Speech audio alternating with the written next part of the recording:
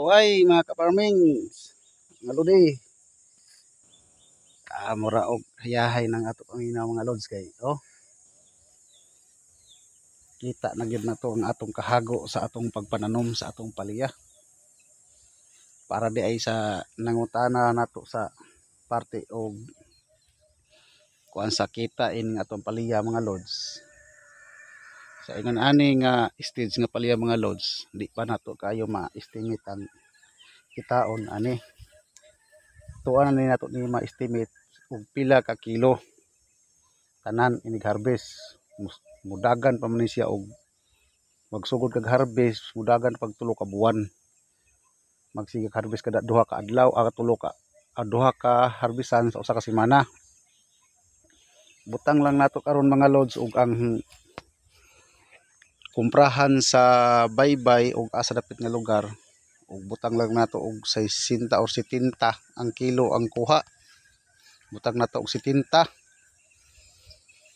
na kini kadak-on mga lods ug maayo lang ang tempo, di lang madaot sa panahon. Paingon naman gyud siya kay naa may daghan bunga.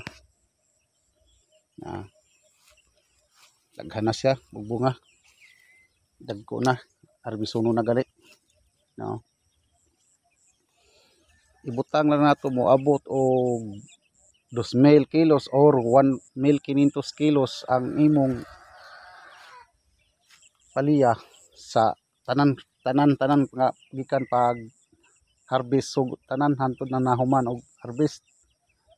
Kanang 1,500 kilos 1,500 ka kilo sa usa ka libo kilos nimo mga lods ug tag 70 ang presyo na kay 70,000 plus kuan na kay mga 30 kapin 35 kay 1,500 man na kay kapin katos 105,000 sud sa tulo ka buwan aw sud sa 5 ka buwan or upat. Kini siya kay namunga siya kuan man 1 month ka kapin namunga na siya sama nyo na siya makuha. Muna imong mablanse og pila ka kilo tanan ang imong maharvest og mo sod og 1,500 kilos kanang 100 kapin 100,000 muna imong kitaon sod sa 5 ka buwan.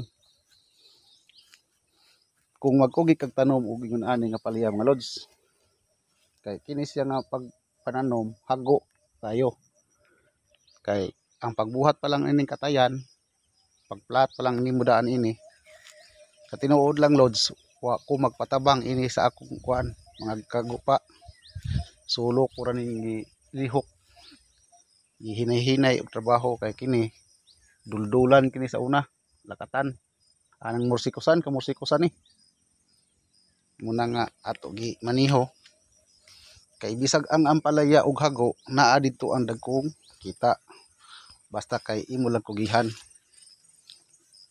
dili lang nimo tapulan og atiman. Muna aton estimated sa ato kita mga lods og moabot og 1,500 kilos nga kining kadak-on 150 hills ang sa iyang kapuno, 150 rin siya kapuno mga lods. Maingon mo nganong nasud man ang 150 dinhi, kini dinhi 1 meter kuan ni siya 30 ra na siya kapuno adto po 30 sa 60. Ang kini ato ni gigamitan og rotoro ang pikas daplin ug katong pikas daplin nga naay plastic mold, so rotoro ang ato gigamit. Pikas ang tanom, dubulin siya, kini mo 1 lane, kita ninyo ng 1 lane mo na siya 1 lane. Yan na po nanurok na ko ano mo na estimated nga makita ini mga lods og dili madaot sa panahon nga kinayahan sama ng mga bagyo. Mo na estimated daan kita sa ato ang palaya. Kamo mga lods og ganahan mo mananom, ayaw sa mo pag-expect nga mao sa day inyo kitaon dayon kung mga baguhan lang. kay siyempre ay may mga damage mo magyud na ang kasagaranan. 150 pills ra na mga lods. Sangko na ang tanan, namunga na. Daghang salamat mga lods.